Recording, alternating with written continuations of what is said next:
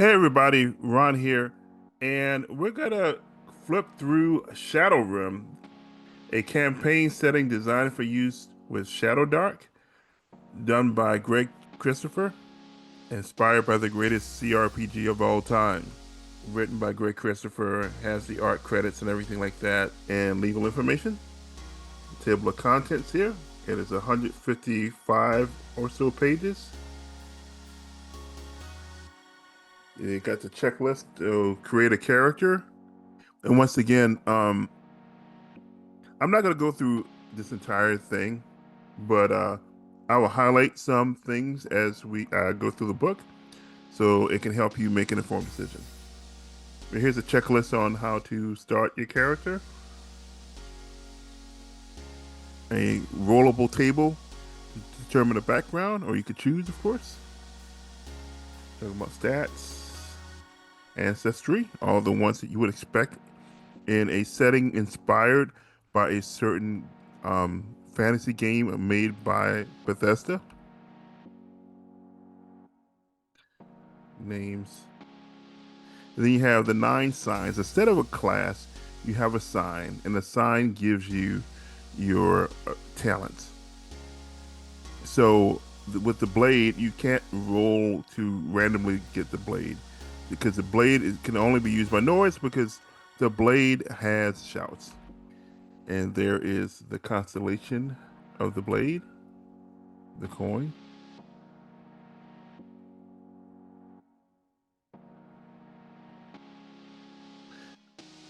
Languages, you got starting equipment. It talks about how spells and shouts work.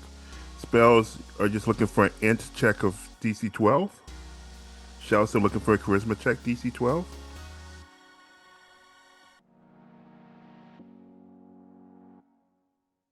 You got all these here.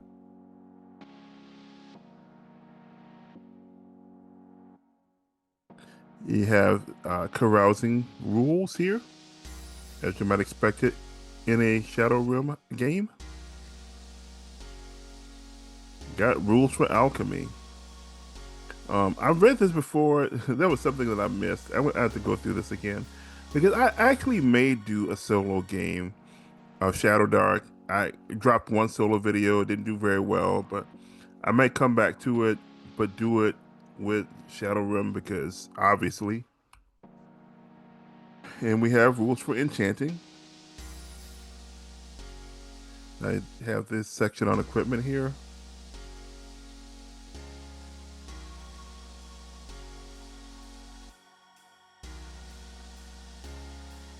Transportation, gemstones, metals, items that you will gather when you forage for alchemical ingredients, potions, scrolls, and you got the bestiarity.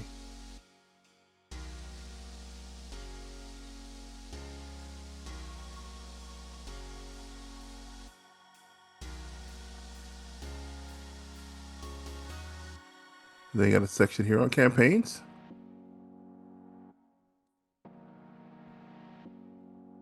It describes a civil war that might seem familiar to some of you who've played a certain game.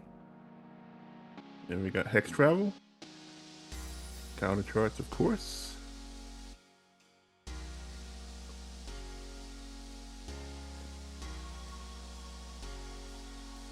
Section on hazard and treasure, of course.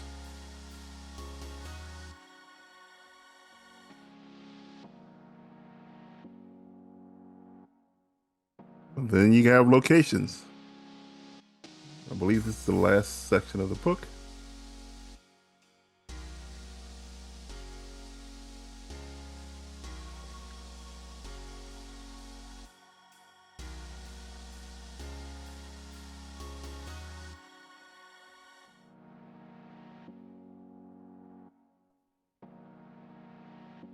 Like this, the obelisk of time. A massive obelisk carved out of black obsidian floats effortlessly above one of the mountain peaks that rise up from the Shadowrim plains. It is a straight shot up about 50 feet from a rocky precipice, almost impossible to reach without employing magic. It tells you how you can get there with magic. A lot of evocative locations. I like that. I try not to memorize this because if I'm playing solo, this is stuff I want to discover and play. You know what I'm saying?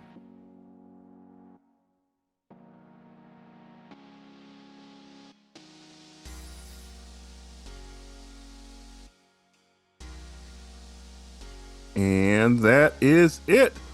I know I flipped through this really quickly.